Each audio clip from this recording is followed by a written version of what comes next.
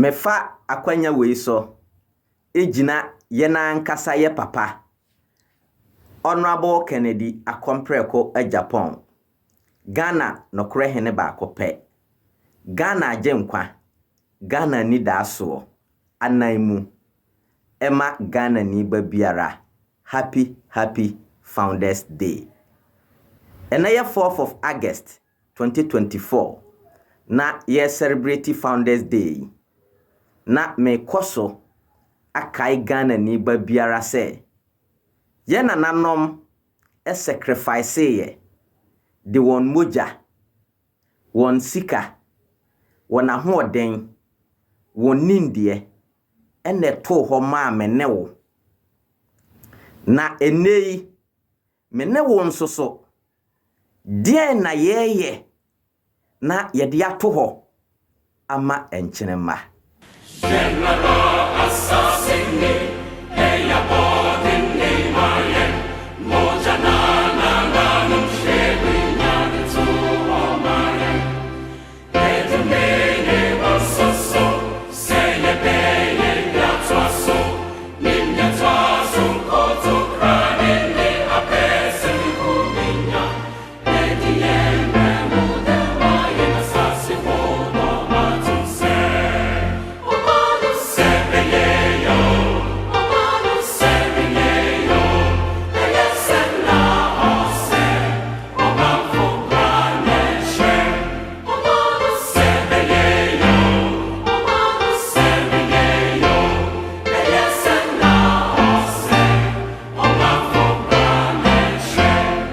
Nidie kwanso yebeko ne yakwa kotie ensema the President of the Republic Nana Adodankwa Akufo-Addo edetudwa na yeba me Frank Adane a political scientist na mensoso majimadwa na machire the political history from the Gold Coast Aborigines Right Protection Society 1897 besibra Ghana yenya yefa ahudie na wankasa wa make judgment whether say a individual and say a group of persons said the president Kano. I speak to you this evening rejecting completely the notion that Ghana was founded by one man. Whilst Kwame Nkrumah's contributions to our independence are undeniable and unassailable, it is important to acknowledge for our self-respect that the struggle for our nation's freedom was a collective effort spanning several generations. The formation of the Aborigines Rights Protection Society, the British West African National Congress, jointly sponsored by Joseph Kester Hayford and Thomas Hutton Mills, the United Gold Coast Convention, the work of countless unsung heroes, and the tenacious spirit of our people all played vital parts in bringing us to freedom and independence. Kwame Nkrumah, with his charismatic visionary leadership, was undoubtedly a major actor in the final lap of our journey to independence. And that is why, despite the several unfortunate things that happened after independence under his watch, Parliament in 2019 decided to memorialize his date of birth as Kwame Nkrumah Memorial Day, the only Ghanaian so far to be so honored in our history. His ability to galvanize the masses and articulate a clear vision for a free Ghana inspired many. However, it is essential to recognize that Kwame Nkrumah stood on the shoulders of past leaders. The groundwork laid by the Aborigines Rights Protection Society, the British West African National Congress, the United Gold Coast Convention, and many other organizations and individuals provided the foundation upon which Kwame Nkrumah built the Convention People's Party, CPP. And indeed, that is why he was careful to associate the name of his new party with that of the convention. Ansana metrechre the political history enam so ema Ghana yenya yefa ahudie no. Mepese medi nkan atwe Ghana fo adwen asi bibi so. Obi biara utie President Nana Addo Dankwa Akufo-Addo ni speech on Founders Day on 4th of August 2024. Na we very observant biya no. Wone me be ya adwen say different from the previous speeches President Nana Addo Dankwa Akufo-Addo o make with respect to Founders Day and independence. Mamenkai will be all the time and every platform Nana Addo ebenya biya no. Ochire say Ghana ye fa ahudi no. The big six na enye Dr. Kwame Nkrumah nko. The question is, eba ne say na enedie 4th of August 2024, President Nana Addo Dankwa Akufo-Addo ede start free the Gold Coast Aborigines Right Protection Society 1897. I hope your guess is as good as mine. Na minim say after this discussion, ye bete enye mase. Esese yesunya Ghana yabakosem. Na mewo ha Frank Adane, you are only political scientist to teach and explain. Fast forward, the sequence of events ema Ghana yenya yefa ahudie no. Me start free biaya Nana Addo Dankwa Akufo-Addo start free no. Na me start free the Gold Coast Aborigines Rights Protection Society. 1897 ena Ghana fo mpanimfo bi mo original yese omo mpene emma Kwasi Broni eni yeso enti omo ye anti-colonialism na mpanimfo a omo original ye no na omo asem nyina ne se Ghana ye man ene kwan se Kwasi Broni bedi yeso se sebi Kwasi Broni mpo bedi yeso a esese yen Ghana fo no nsoso no ye wotumi ewo amamuo num na empanimfo no mame mobo omodin J.W. de Graft Johnson, Jacob Wilson C, J.P. Brown, J.E. Castle Hayford, ena John Mensah Saba na omoye ensia aden na eno de yankase the big six. Na minim say this political history organic na obete eniyemase. Now, from 1897 to 1920, ena Gold Coast Aborigines Right Protection Society collapse ye. Enti botaya nanka omode jefa ahudie afri Ghana abrofo ensem no antimi ambamu. Na collapse ye no ena new movement enso so ebaye. Na enonso so ye the same anti-colonialism. Na enonso so ye freno the National Congress of British West Africa. Na enono started from 1917. So that means say bra na the Gold Coast Aborigines Right no enyan collapse ye no. Na the National Congress of British West Africa and also so no so omo ekeka omo ho. Na yenhwe empanimfo a na omudi saa ekoyanim. Oba Ghana ha yewo Thomas Houghton Mills. Onna na oye president. Nana Addo Dankwa Akufo-Addo board din. Ena J.E. Castle Hayford. Onna na oye vice president. And let's not forget J.E. Castle Hayford was also a core member in the Gold Coast Aborigines Right Protection. And Gold Coast Aborigines Right Protection Society collapsed in 1920. And I formed the National Congress of British West Africa in 1917. Na Castle Hayford eka ho. We have Edward Francis Small, F.V. Nanka Bruce, A.B. Kwete Papa Few, Henry Van Hen, A. Sawyer, ena Kobina Sechi. Empanimfo bako 1 2 3 4 5 6 7 ena omonso so original ye. Na let's not forget The National Congress of British West Africa na enye Ghana hankoa. Na Nigeria, Sierra Leone, the Gambia, and Ghana. It is a Ubijina Babiana said the President of the Republic, that one should be clear. And even Obibiara well reading the political history biano. Now the vibrant group Sierra Leone. And Sierra Leone group and they lasted longer. Yes. It is this group, na enye only Ghana, the West Africa. And the countries are participating here. Nigeria, Sierra Leone, the Gambia, and Ghana. They were anti-colonialism. They were fighting for the independence and the African participation in the governance and the management of affairs. Now, 1940s, and the National Congress of British West Africa, they collapsed here.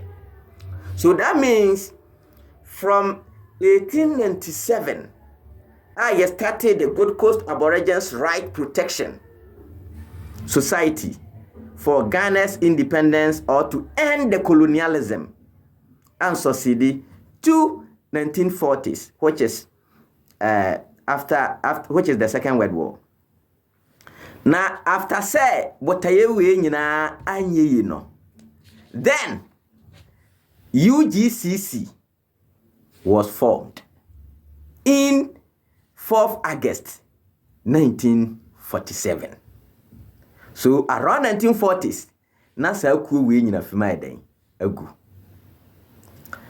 Na the kofa UGCC eba yenie. After the Second World War, from 1939 to 1945, na wiase nyina ayeden. Na oba Ghana ha, na businessmen no, na omo ho chire omo papa. There is no perfect market competition.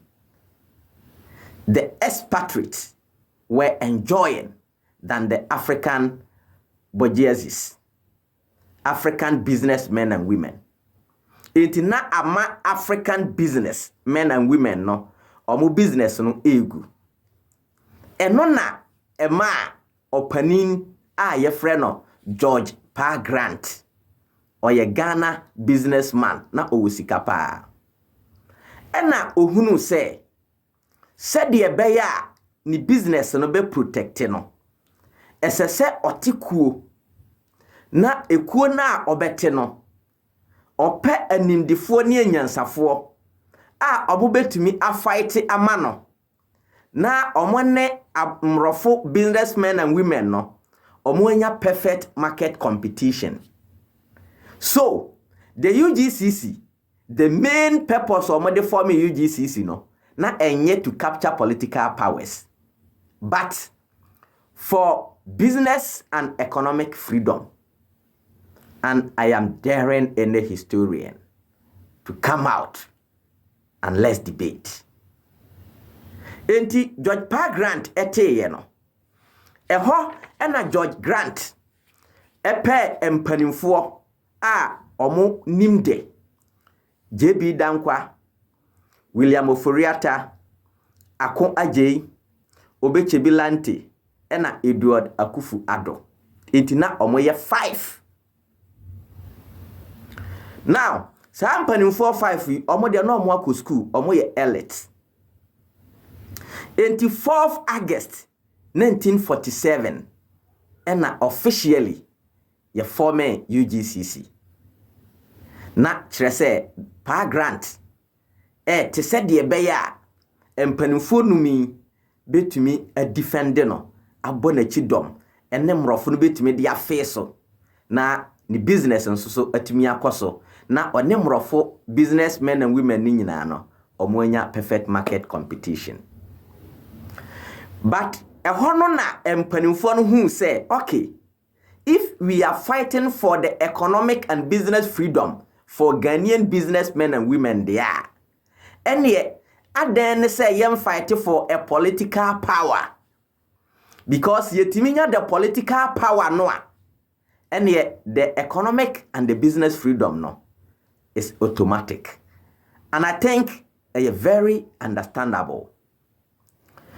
Na esan se na empanimfo numi obi aye na dwuma enti na omunya kwan enye UGCC ni yi enti na omoye no part-time eho ena akon agye erezi concern se nokure nyankopon anim nie okọ UK and America no ohun abrantie bi na saa abrantie no oye pan-africanist oye Ghanani na oye anti-colonialist na ono de ompemrofo na sem kete and yebota ya eda ya niso yi ono ne de no mpo de esene ye de no enti se ebeya enka ye nkofa no mra na omeye secretary na ono de onya full time na ontimi nye se de ebeya ya niso ade hunu no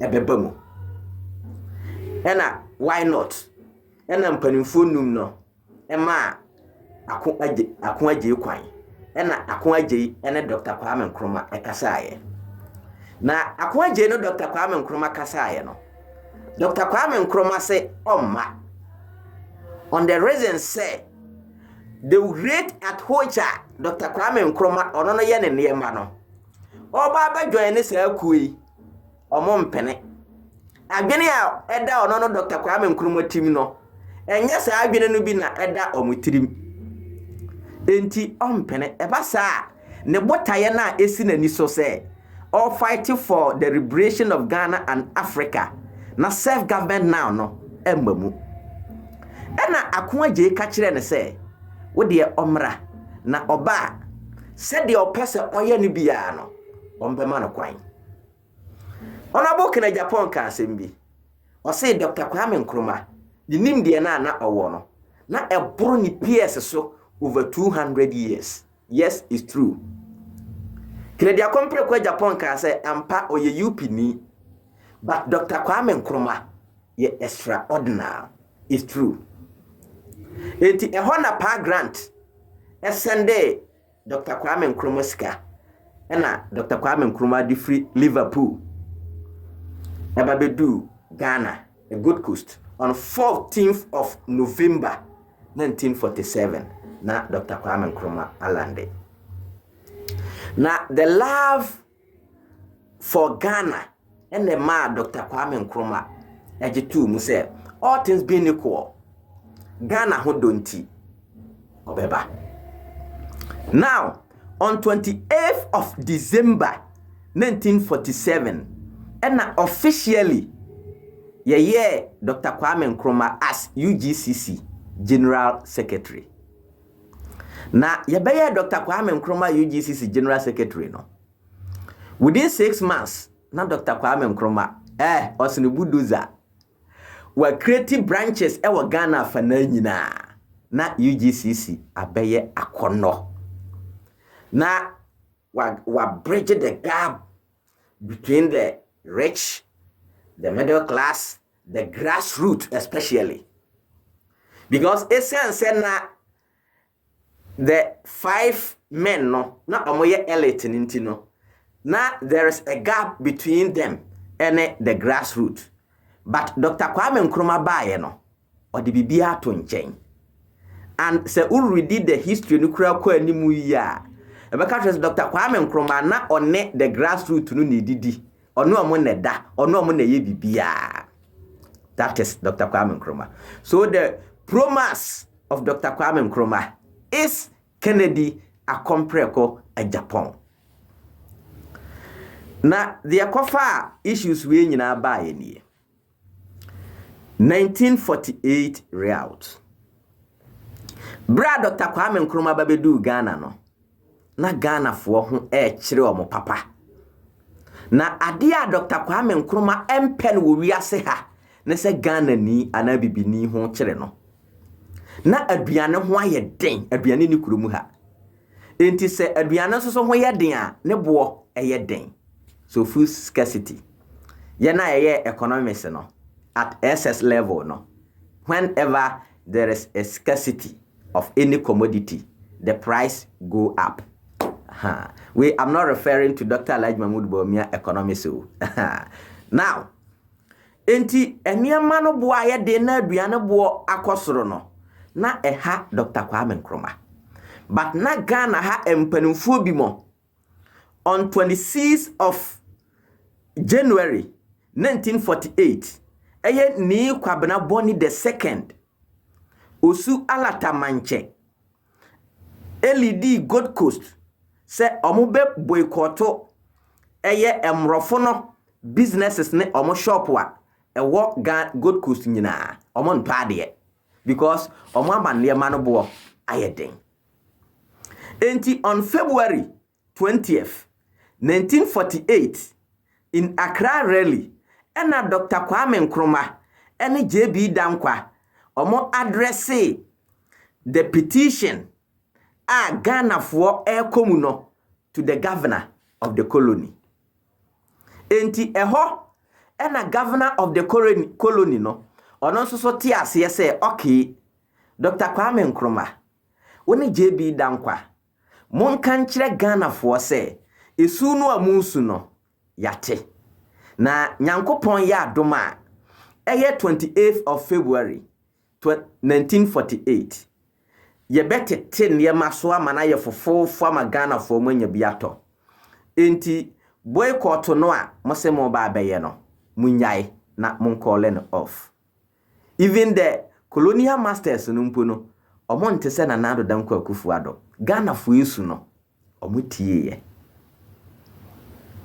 However, the same day, 28 February 1948, the three ex-servicemen, Sergeant Agyapade, Private Agyapade3, and Corporal Atipo were killed. Na the amamo ewu yeniye. Unim say the Second World War was 1939 to 1945. Ghana for ekobi. Na saa mpanimfo miensa amebobo amudin Sergeant Agyapade, Private Agyapade3 ena Corporal Atipo ekobi. Na bra ye de won kɔ no ye promise omo se omo koba sei na ye de be mo. Na omo koba ye no omo ahwɛ animu a hwɛ ma. Afei na ahokyere eba enema bo aye den omo so wa abusia. Ene sesa ne de a omo betu anamon akɔ de omo petition akɔ governor na anim se omo na omo kɔ ma omo kodi nkunim no enti bɔhye na omo hye omo no omo nye ma omo na esan se ahokyere no ama Ghana fo buafu na Ghana fo nso so epese omo ye demonstration ne boycott no enti no na emrofo no fi se eye demonstration ne boycott no na Ghana for de ba omo ai castle ho na emrofo no so frankly speaking within them na omusuru abibifo because they know how powerful Ghanaians we are. Intibra mama warning short no na the ex-servicemen nso so no omo so munkura adwemmoni bia na omo botae ne say omo kwakọ exercise their rights and demands. Ehona ye shooty them ena ye kumomo. Enti ye kumomo pe na Ghana for say ey ena say de emrofo no de banchi akobo nwum ena ene Ghana for nso so di ye no mutisi emrofo no shops awurade ena omubububu ani se sanuane didi ombe. So now in fact Ghana was very chaos. Enti ebasa no you declare a state of emergency. Then time the governor was Sir Gerard Creasy. Now, after say you declare the state of emergency, no, and at the executive committee of the UGCC, send a telegram message to A. Craig Jones, the then British Secretary of the States for the colonies, to call a constituent assembly. And to declare state of emergency, and the executive committee of the UGCC send a telegram message. Na de asemi bae. Enti no na ema the governor any colonial masters no enya trimu pose se telegram message we every UGCC for ho abade a ene UGCC for mpanimfo no ena omo share Ghana for kutupa ema omo saa demonstration ne boycott ne awudisema ama Ghana aye pinchen no na ehun behia se ye kokoche UGCC empanimfo no nyina enti na UGCC empanimfo no nso no JB Dankwa William Oforiata Akon Agye Obechebi Lamte Eduardo Kufuado ena Dr. Kwame Nkrumah na omoye 6 no ena yeche omo ena yebenya the famous big 6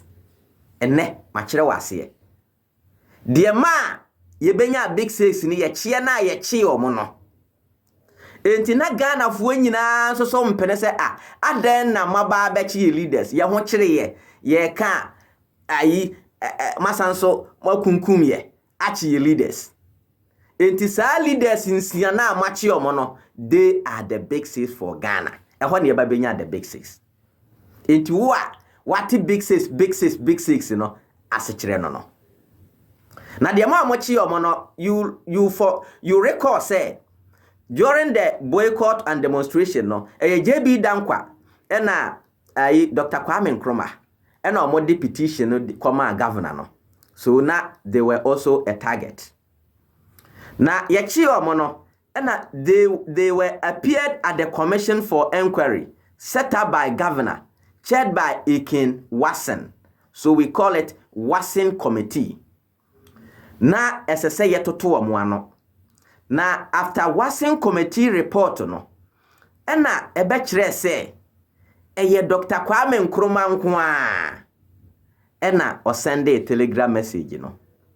Na empanimfo num no a aka no de omonim ho hwe nanka esese empanimfo num no omonso so etwitwaje Dr. Kwame Nkrumah ena omonso so eyi Dr. Kwame Nkrumah emaaye enti ema empanimfo num no JB Dankwa William Oforiata Akon Agye Obechebi Lamte ena Eduardo Kufuado omo nyina blemu Dr. Kwame Nkrumah eyi Dr. Kwame Nkrumah maaye na mebisa Ghana for se esese as ekuo a yate na yepe ye fa ahodie na se mu secretary mpo ayede enya at least eho no de mu nyina mummom as one but ebia mo ba fia nanka motwe nanim but eyi Dr. Kwame Nkrumah maaye eho ena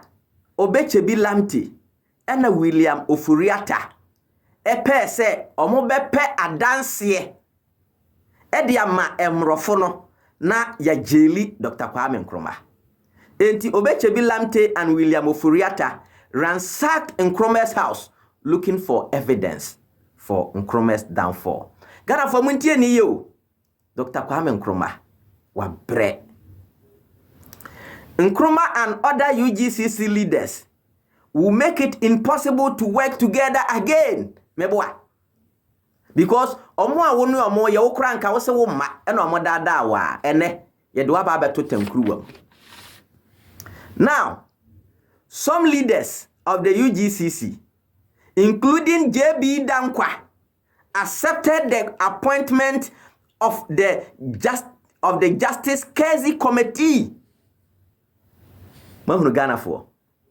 Mahunu Yesu no. Nipa siana na ya forme UGCC na ye pefa ahudi ama Ghana no. Ya chi omu nyina no. Eho na omu kokoyi Dr. Kwame Nkrumah maaye. Ena mpanimfo num na aka no. Omu de omu ho kodon emrofo no. Ema emrofo no committee Justice Kezi Committee omo nso so timu bi. In August 1948, the Committee on Youth Organizations was formed with K.A. Gbedema as chairman and Kojo Botuo as secretary. Eti na leaders na so omo hwede e ekono a mabunu no te se enei youth no nso so ye pese ye rise na esese ye nso so ye fire ho adwen. So is it the history going to repeat itself? And I say we are going to get the second independence. Enti mabunu ana wo ho saa da no K.A. Gbedema ene Kojo Botuo enso so te the youth organization group. Eho ena JB Dankwa ne other friends no omobo shake say asemi beba na de e ba de wa franka ensi so.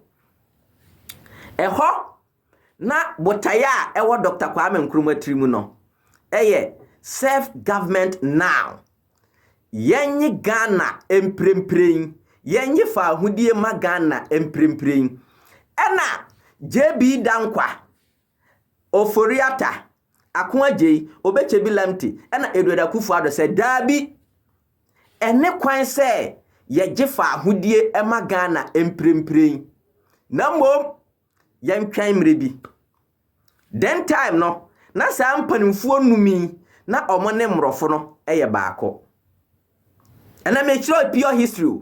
And I am daring any historian, any political philosopher to come out and challenge me. Eti bra, omo ne mrofo no kwaye baako no de. Omo se yempe independence no mprimprim, yentwen kakra ma omo so nidi ma omo ofu enye totwe. Ena Dr. Kwame Nkrumah said dabi. But bra na omo ne mrofo no nye baako no de na omo pe independence mprimprim. But omo ne mrofo no kwaye baako no yempe no mprimprim. 12th of June 1949, CPP was born at Old Polo Grounds as Nkrumah as leader. So the youth, K.A. Gbedema, ene Kojo Botuo, youth organization omo forme ye no, ene omo tene no as CPP, Convention People's Party. Ena omuli yi Dr. Kwame Nkrumah as their leader. Kezi Committee was published in October 1949 and was against Nkrumah's self-government now. Kezi Committee na yete ye no, kai hu se na eye empanimfuo num no, ene mrofo no, ene ekabo mu ye committee no. Na report na eba ye no, na omo against Nkrumah self-government now say yenye independent emma Ghana mprempre no. Enti empanimfuo num no a ya na mo se sei omo na omo je independence emma Ghana no, na they were against it. And now 12th of June 1949 CPP was born. Eho ena big six e collapse ye. Enti there is no big six in Ghana. Big six e collapse ye on 12th of June 1949. And I am daring any political philosopher, any political historian to come out and challenge me and say there was a big six. This is a pure distortion of history. Ya distorted history no, ena omo actually your wrong history. There is no big six. Enti Ghana ye sika no a omo da so omo say ya big six no, enye no kore. And I am daring that another Danko Akufo-Addo and the family no to come out and say what I'm saying is not true. Me twa me katre Maria me wen nam bia. Ese se me ka no kore na yaje Ghana esi ho. 1949 mo against Dr. Kwame Nkrumah. Ena Nkrumah call the amendment of the Kezi Committee. Nkrumah no ni minyansa o. Ena wase dabi de maye no munyansa kraye ewum. Because wo JB Dankwa Akunwaje William Oforiata, Obechebi Lamte, William Eduardo Kufuado. Ye hina ye pe Ghana fa ahodie. Adenti na motena se. Said there be Ghana yempe ye fa ahodie mprempre. Enti mo nsesa no. Omo se da ye nsesa no. Eho in 8th January 1950, ena Dr. Kwame Nkrumah declare positive action. Yes. Say almost nsesa ne de a ono Dr. Kwame Nkrumah declare positive action. Say mpanimfo num no ne emrofo no pew omo mpew ye beje Ghana si ho. Dr. Kwame Nkrumah never dies.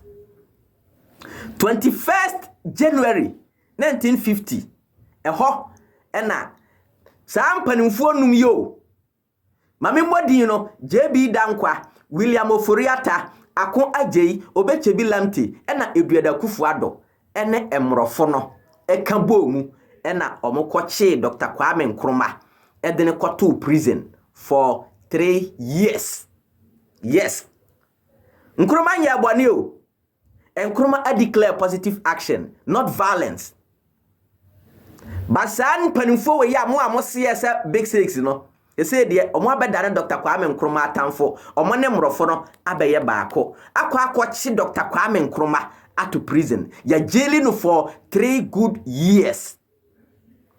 Meanwhile na 1951 general election so no eba and chiana ya chi Dr. Kwame Nkrumah 21st January 1950 no was as a result say they know say when Dr. Kwame Nkrumah CPP need the way was here gaining grounds any grassroots no say omo anche no I intimidate no a 1951 general elections no obe wini enti as say ya fa kwambia so eche Dr. Kwame Nkrumah. I think adofo a ATM niema mo sound no wo mutrimu na mo fan compare enei ho no.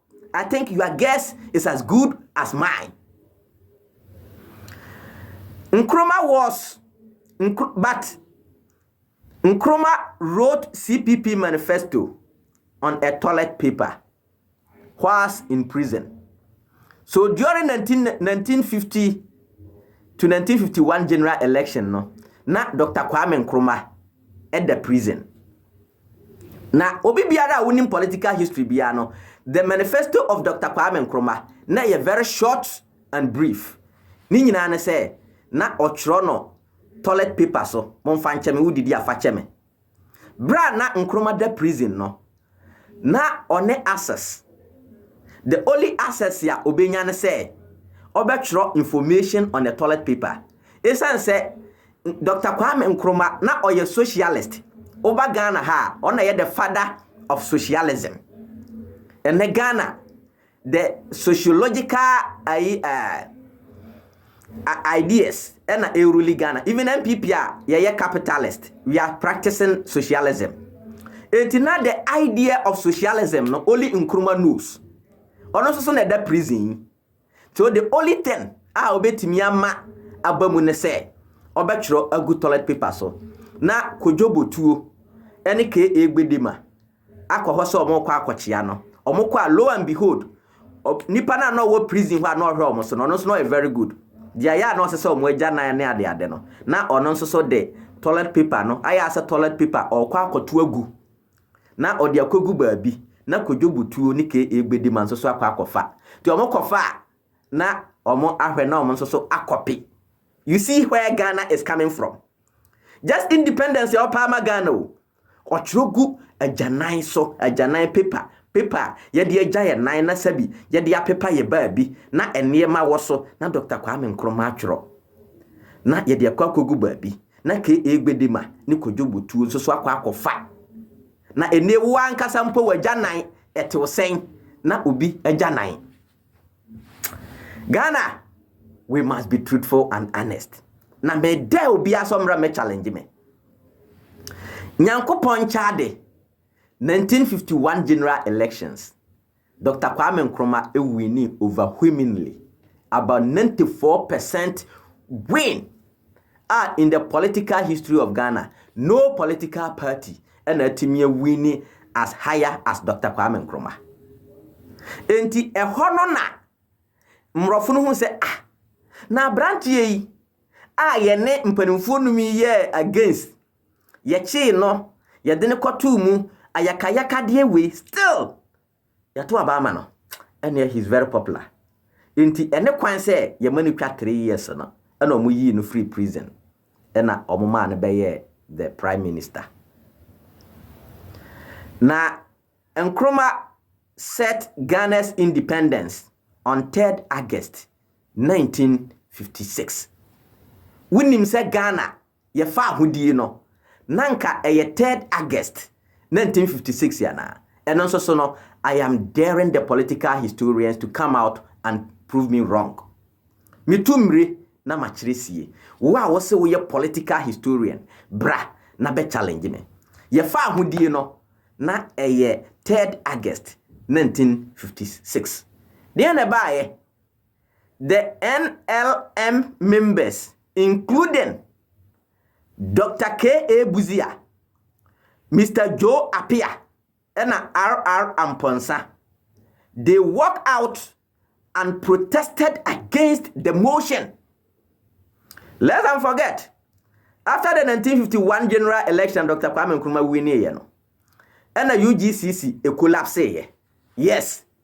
Etimu amose UGCC de big says no after 1951 general election or move ye nwanim agu ase potona na collapse ye. So where from the big six? And no mo kwati vigilante group, and the vigilante group is the NLM.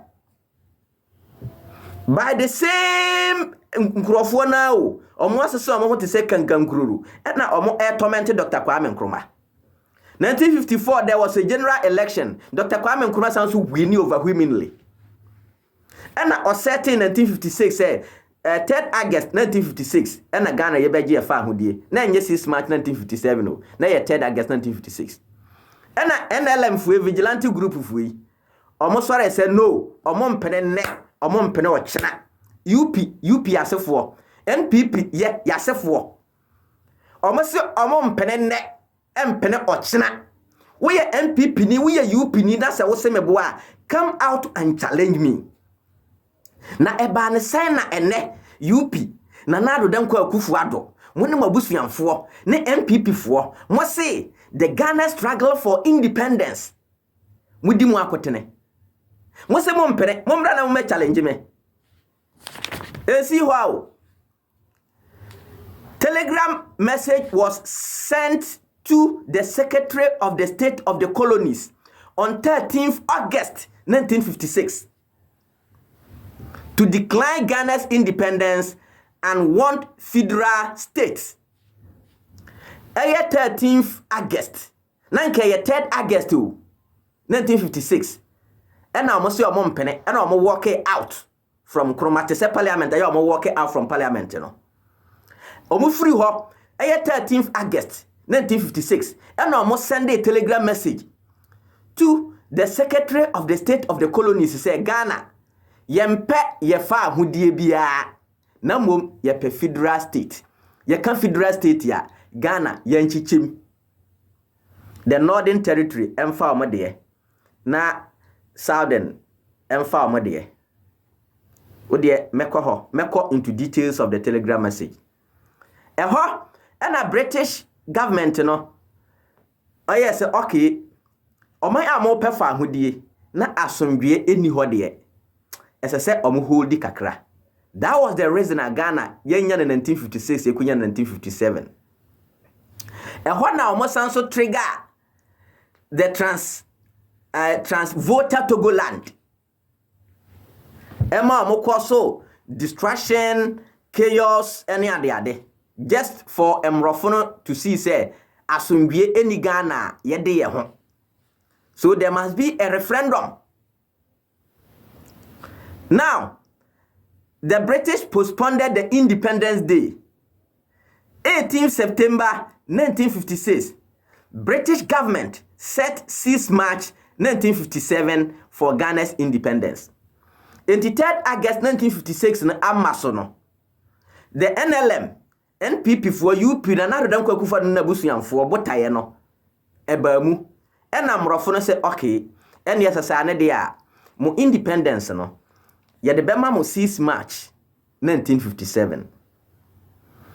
Now, on 18th February, you sended this message on 18th September. 1 month pepepe. Ena NLM for 18th November 1956. Opposition NLM, that is UP. Na do danko akufa no na busuanfo ene ye MPP fue yasefo no ye nananom no. Ena almost Sunday ena Northern People's Party forwarded a joint resolution to the Secretary of State for the colonies. So what you say? Enti NLM, National Liberation Council, and the Northern People's Party, NPP. And omo kan omo hubo mu say yakọ benkro na yentie letter omo twa de come colonies. In view of the failure to reach agreement on the constitution, we now ask for separate independence for Ashanti and the northern territories, and for a partition commission to divide assets and liabilities of the Gold Coast among 8 component territories. The omo kan nyina ne say de omo nso so empene say Ghana yenye ye fa ahodie no yenche Ghana mu omo, that is the NLM, National Liberation Council, that is the Ashanti territory, and then time na Ashanti territory no very wide, and then the Northern Territory, that is the NPP, Northern People's Party.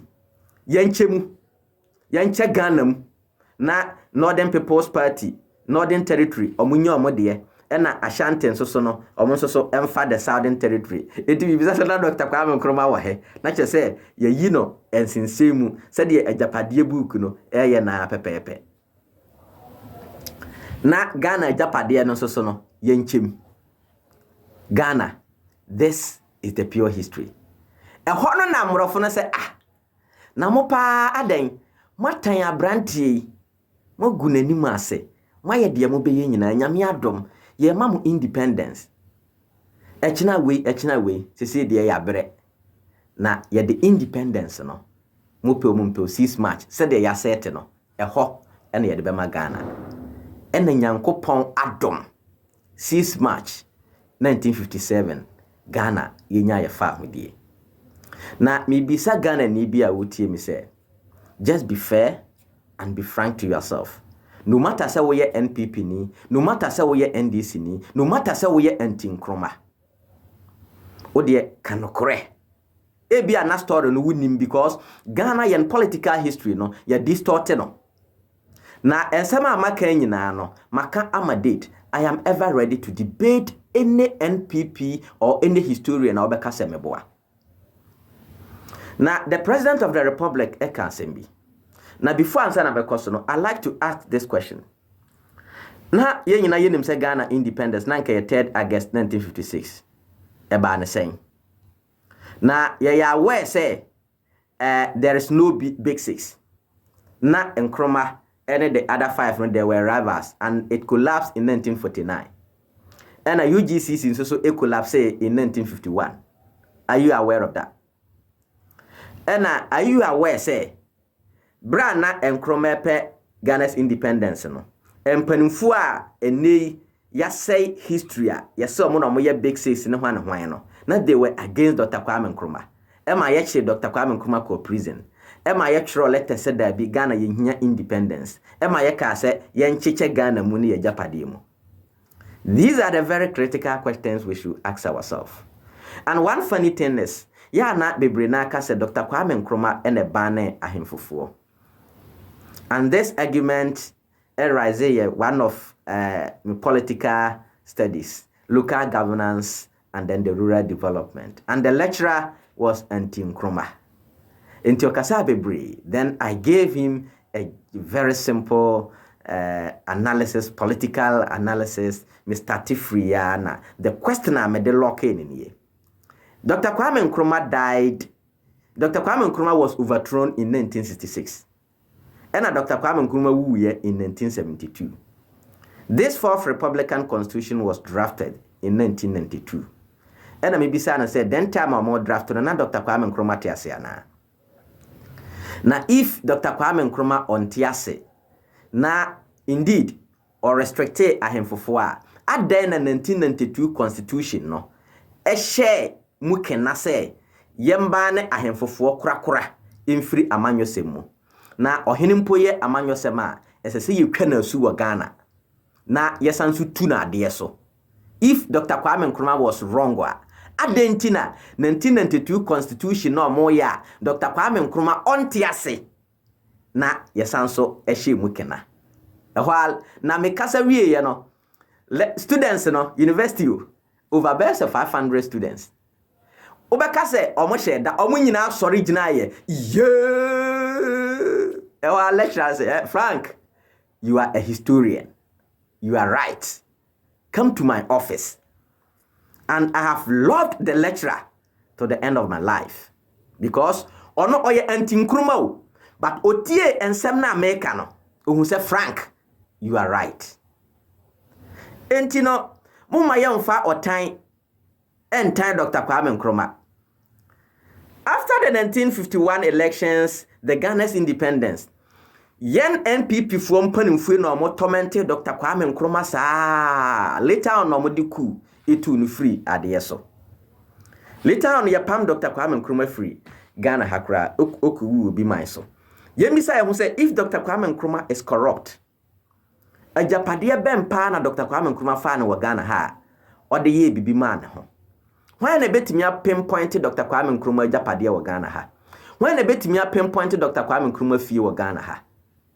But yen hwe politicians see 1 week, 2 weeks, 6 months they are in mansions, flattening a whole lot of cars, houses, buying houses abroad. I remember some said Dr. Kwame Nkrumah ansi fie. If fear Dr. Kwame Nkrumah see ye bra na ye Ghana mampani, ye tu ni free ade so, wamfa ba kopempo, osanso de ni nyina ma oman kronkron Ghana.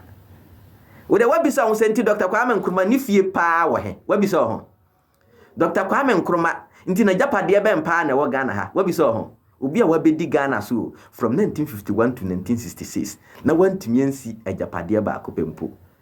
Na wantimi ansi fie ba kopempo. Na onye Agyapade kompo. Agyapade a oyeye under the presidency nyina no wi o se oman no dimu ena ode yeye ene oman no mfa. Na barima wei ya bona senuam akum no na ye sanso ka ne ho nsemmone. Na medie natural justice and Dr. Kwame Nkrumah never dies. So yanhwe bibi ye ansanso a resurrected the political history and put to the right thing in place. The ghost of Dr. Kwame Nkrumah shall never forgive yen Ghanaians. Na minim say the only person obetimi ama Dr. Kwame Nkrumah akoma ato ne yam honorable Kennedy Agyapong Agyapong, because I know and I believe we say if Kennedy Agyapong Agyapong ba all the past leaders biano obegina Ghana fo nyina ya namu asrebo ne fache ama obi biara de ni sunsun aba betaye chi. I hope and I believe say this program is very fine to you, and as a historian, as a political scientist, as a political analyst, I dare give an order say obi biara nso so fi say de makan meboa no obetimi a challenge me na me no I a one-on-one debate. Just contact via Foken TV and I'm always available. Nyankopon show bibia na onyo kese. Subscribe to via Foken TV and share.